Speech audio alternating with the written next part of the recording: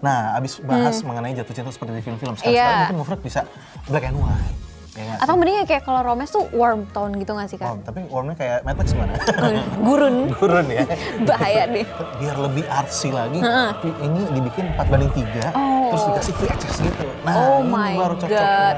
Tapi kayak mengenai color itu mending cool tone gak sih? Kayak apa? Insidious. Itu juga keren sih. Horor ya? Jatuh cinta seperti di film-film horor. Itu cerita. Nah, kita cam juga keren di sini. Gimana tuh? Cue-nya by host lagi. Oh iya. Sini. Oh my god. Tapi selain itu kita juga bisa pakai drone tau Kak. Sejak kapan Mufrek pakai drone? Ih, semua freak mah hebat. Mana? Main kan? Wow. Kan? Hebat kan? Terbang. God. Terbang. Ini orang atau tripod sih atau monopod nih? Gak ada yang tahu. Gak ada yang tahu ya. Nonton behind the scene nih. Nah, itu teman-teman buat kalian langsung aja nonton reviewnya di Movie Freak.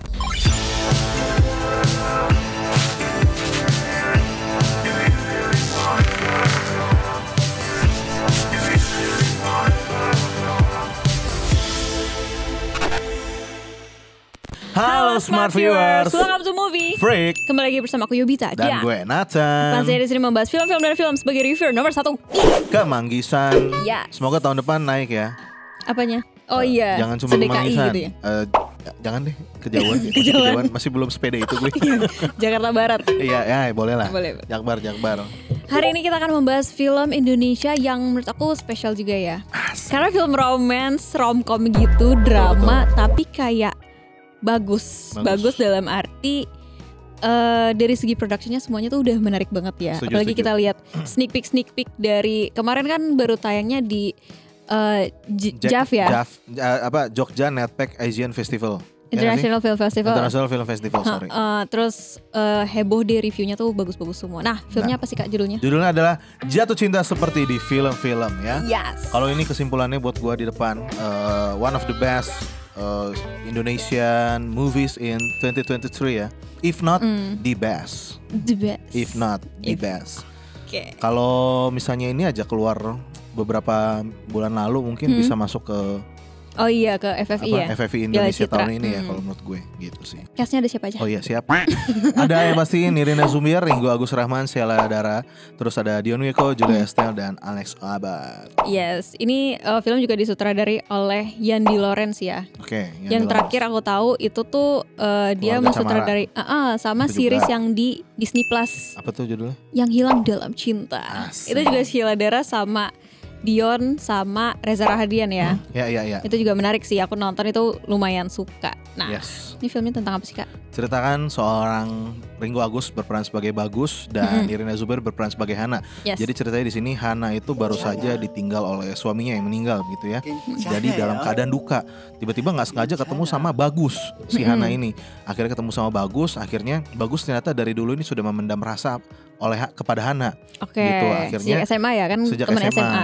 Nah, akhirnya di sini dia pengen mendekatkan Hana, tapi pengen kasih kode-kode juga, pengen kasih hadiah, yaitu dalam bentuk dia bikin skrip film menceritakan kehidupan percintaan dia yang sedang mendekati Hana. Ya, jadi kayak beneran ketika dia lagi deketin Hana, itu dia sambil nulis skripnya. Nah, ceritanya kurang lebih kayak gitu. Jadi kalau misalnya dibayangkan, basically ini udah model-modelnya meta movies gitu loh. Iya benar, movies within a movie gitu kan. Kalau paling gampang untuk mungkin kalian ngira-ngira ya mungkin kayak Deadpool lah. Kalau Deadpool kan breaking the fourth wall gitu kan. Iya. Tapi kalau ini tuh mereka sadar, bukan mereka sadar, kayak seakan-akan misalnya lo lagi saying something about plot lines di dalam filmnya kejadian begitu. Iya gitu. benar. Itu contohnya aja ya gitu. Jadi untuk lebih pahamnya mungkin nanti teman-teman bisa langsung nonton di dalam filmnya sendiri. Kayak misalnya lagi ngomong film hitam putih gitu, tiba-tiba langsung jadi hitam putih gitu kan. Karena scene awal-awal di dalam film ini, maksudnya ini nggak spoiler juga ya, karena menit-menit awal itu masih berwarna. Nah, gitu. Ini familiar juga sama gaya storytellingnya Wes Anderson ya. Kalau nonton Grand Budapest Hotel itu juga kayak gitu. Orang lagi baca buku, di dalam bukunya itu nyeritain tentang penulis, penulisnya itu nyeritain tentang gitu deh, pokoknya mirip-mirip kayak gitu. Anyways, untuk plotnya menurut aku ini sebenarnya cukup ringan ya. Nah, ya nggak sih? Jadi bentuknya juga lucu. Jadi ini kan romcom ya.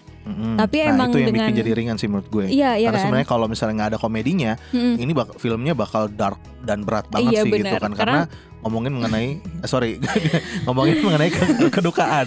Sorry ini agak excited ya. Lanjut. Iya, aku juga baru mau bilang itu kayak subject matternya juga dealing with grief. Ya sama kan, berarti emang berat gitu. Tapi yang aku salut juga ini lucu gitu. Jadi mudah dicerna dan bisa mencapai audiens yang lebih banyak lagi, ya nggak sih? Humornya dapat, dramanya dapat. Iya, secara drama juga mirip kayak ini nggak sih? Before Sunrise. Ya, saya harus mengaku saya belum nonton ya, jadi saya nggak nyambung. Aku nonton dan aku suka banget kayak karya-karyanya Richard Linklater itu kayak yang mereka banyak ngobrolnya tapi berbobot, dan di sini juga mungkin nggak tahu ya, mungkin ngambil inspirasi juga, dan itu bikin something fresh juga sih. Maksudnya film Indonesia jarang yang kayak gitu kan, kayak selalu satu harus ada ini, harus ada itu.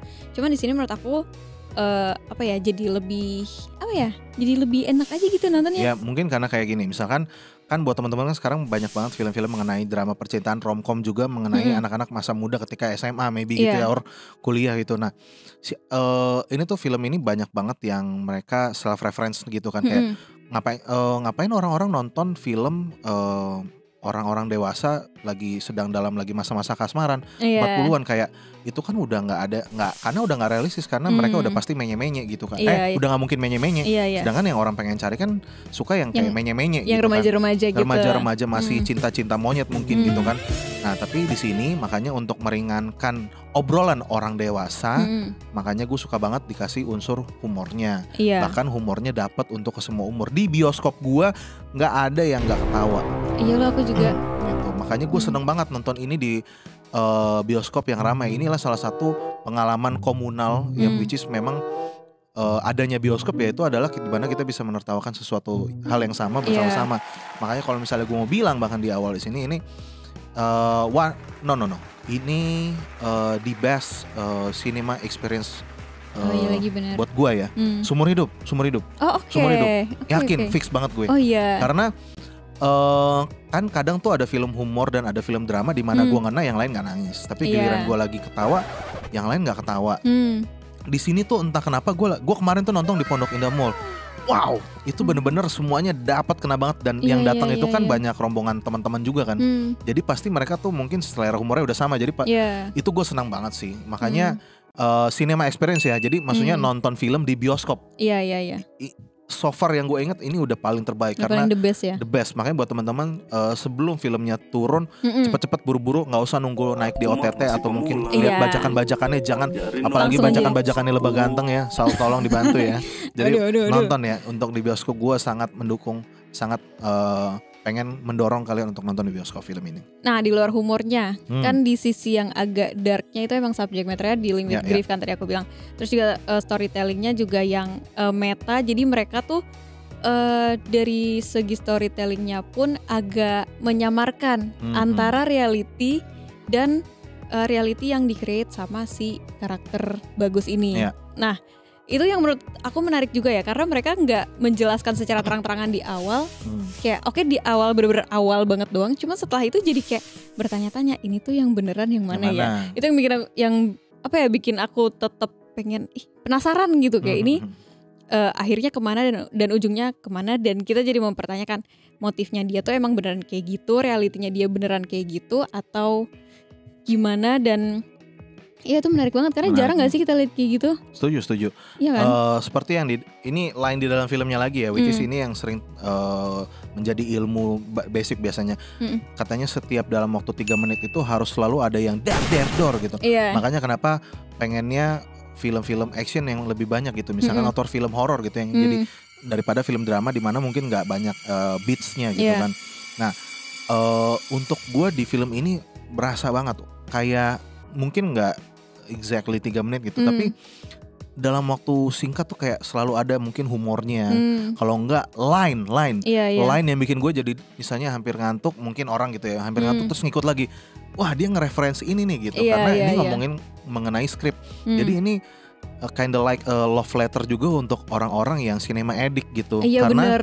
Mereka banget sih. kayak di dalam film ini nge-reference ini, ngebahas mengenai dunia production, ngebahas mengenai penulisan, ngebahas mengenai acting, ngebahas mengenai aktor-aktornya. Iya. Itu yang bikin gue kayak, jadi kalau mereka yang bahkan untuk casual viewers juga, walaupun nggak ngerti konteks besarnya, tapi mereka ngerti kayak jokes-jokes kecilnya gitu mengenai ilmu sinema gitu kan. Itu yang bikin gue jadi kayak skrip ini walaupun kompleks tapi dibikin mudah dicerna. Nah ini katanya tadi gue udah nyebut, ini tuh film art yang dikomersilkan. Itu film art yang dikomersilkan adalah film bener. ini. Yang bikin menarik ya itu beneran mengambil sisi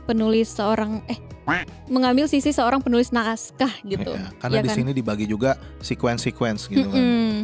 Dan itu jadi kayak kalau misalnya orang kan babak-babak gitu kan. Iya. Nah kalau di sini bikinnya sequence, jadi kayak seakan-akan beneran ya kayak kalau sequence 1 di gitu. film ini tuh kayak gini, sequence 2-nya kayak gini, sampai sequence 8 tuh kayak konklusinya. Iya. Ya udah pas gitu. Terus kayak dijelasin itu lagi, jadi kayak nontonnya enak banget. Benar-benar. Memudahkan banget. Jadi kayak kita udah tahu juga kadang ngaraba-raba gitu kan. Ini film endingnya kapan sih? Nah di sini udah ketahuan kalau udah masuk sequence 7. Gue jujur aja ya. Gue mikir karena tuh gue merhatiin durasi waktu sambil nonton. Gue tuh sambil ngeliat ini bentar lagi udah mau selesai belum ya gitu. Karena gue ngerasanya karena ini gue nggak hitungannya mungkin ini plotnya cepet ya gitu. Jadi gue ngerasa anjir kok nggak habis gitu. Pas gue ngeliat jam udah jam segini, bentar lagi mestinya udah habis nih karena dia under 2 jam kan. Nah, tapi baru sequence 7 mana sequence 8-nya gitu kan. Pas masuk sequence 8 udah mau kelar nih berarti.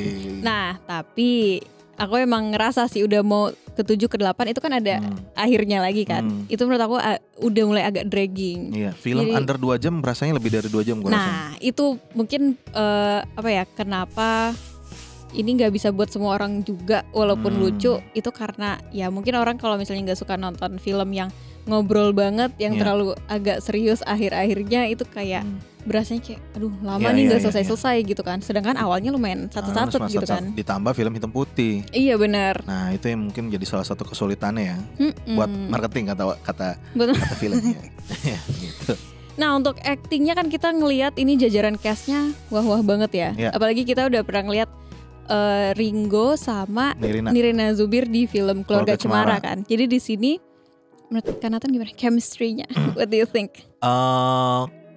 Balik lagi ya, ini karena gue udah akhirnya kan gue nonton interview mereka gitu kan. Anjir ini mah memang kadang tuh pas banget nih.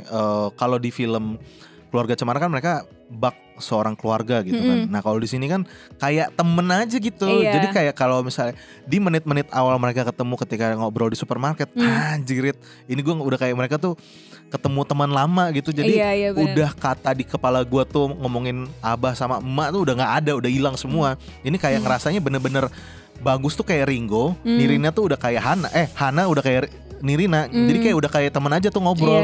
Dan di situ kan udah kelihatan tuh mata-matanya si Ringo bahwa kalau misalnya dia ada ketertarikan sama si Hananya, jadinya udah terlepas semua sih. Kalau ngomongin chemistry di menit-menit awal itu gue udah keliat kebentuk nih. Menit-menit awal ketika Ringo ketemu sama Sheila Dara, ketemu Dion Wiyoko itu, ini udah teman lama ini gitu.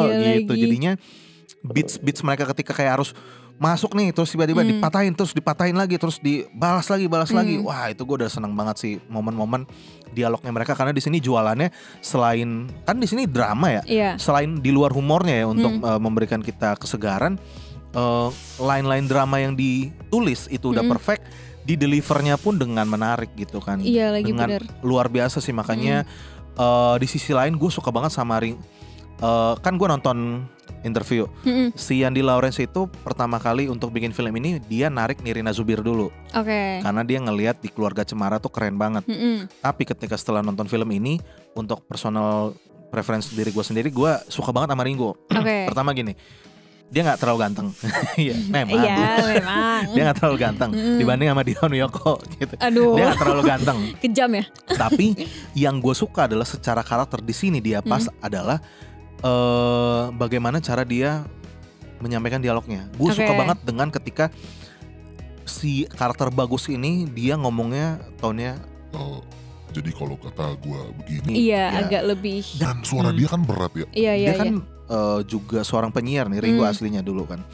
Jadi gue ngerasa kayak anjrit, jadi kayak nada tempo-tempo yang pelan itu dia kena banget. Sialan nih Ringo, emang keren lu. Iya lagi bener, aku setuju kayak ngelihat mereka ngobrol yang ada di scene awal itu juga kayak ini udah kayak orang ngobrol biasa gitu gak sih, kayak bukan lagi acting gitu. Terus juga selain itu sama supporting karakternya juga itu udah oke banget kan. Maksudnya kayak beneran kayak akrab aja gitu, iya kan, dan betul, natural. Dan aku sukanya ya itu kan di sini ada perbedaan point of view kan. Nah itu dari actingnya pun beda, ya kan. Selain delivering lines juga personality-nya juga beda dan believable banget gitu. Jadi kayak kita pas nonton, oh kelihatan nih ini yang mana cuman. Ya tadi aku bilang dari plotnya pun kita jadi tetap disuruh bertanya-tanya ya. Yang mana yang reality, yang mana yang enggak. Kalau gue tambahin lagi. Kalau gue kurangnya itu yang bikin film ini jadi enggak 10 gitu ya. Itu sebenarnya salah satunya tuh karakter di Alex Abadnya sebagai produsernya gitu kan. Gue ngeliat kayak ini sebenarnya maksudnya nyebelin ya. Ini sebutlah dia digambarkan sebagai stereotip jeleknya seorang produser atau ya realistisnya seorang produser gitu. Dimana dia harus ngelihat marketingnya kayak gimana, dia ngelihat pasarnya kayak gimana, dia ngelihat ya kira-kira keputusan yang baik tuh kayak gimana kerjasama dengan produser dan kerjasama dengan seorang penulis dan lain-lain gitu kan. Gue ngeliatnya kayak anjir nih kenapa sih Bagus masih bertahan sih sama dia gitu. Kayak coy lu kenapa gak sama produser yang lain gitu kan. Gue ngeliat karena begitu banyaknya potensialnya si Bagus as a writer dan ngelihat si dia eksploitasinya seorang produser gak eksploitasi. Kayak ada kan salah satu adegan tuh dimana dia kerjanya terlalu keras, akhirnya produser datengin dia gitu kan. Nah itu kan kayak sorry maaf. Gue pun kesel ngeliatnya. Kayak sialan juga nih produser gitu ya, itulah salah satunya.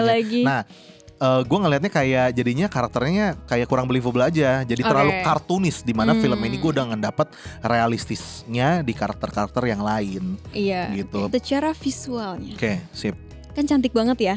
Apalagi emang dari marketing dari promosinya pun kita udah tahu kalau ini film black and white. Dan itu works banget untuk storytellingnya. Dan menurut aku bagus aja gitu, pas gitu.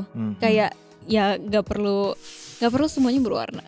Betul. Ya gak sih? Dan gue senengnya adalah mereka tuh main warnanya tuh gak terlalu kontras hitam yang black yang terlalu tinggi gitu. Iya benar. Jadinya masih ada shade of grey gitu kan, dimana jadinya mungkin tone-nya gak terlalu harsh kayak ya mungkin terlalu berlebihan sih kalau kayak Sin City ya. kayak apa sih film-film hitam putih tuh gue lupa yang ini Roma. Oh iya Roma yang ada di Netflix Malcolm gitu and kan. Marie. Ya, dia kan tendensinya mungkin ada mirip-mirip kayak Roma gitu juga kali ya. Tapi Roma sih terlalu grey sih. Ya gue suka dengan pemilihan hitam putihnya dengan white dan black dan grey-nya seperti itu udah pas. Iya benar. Dan menurut aku itu juga bikin film ini pas, gak terlalu stylistik.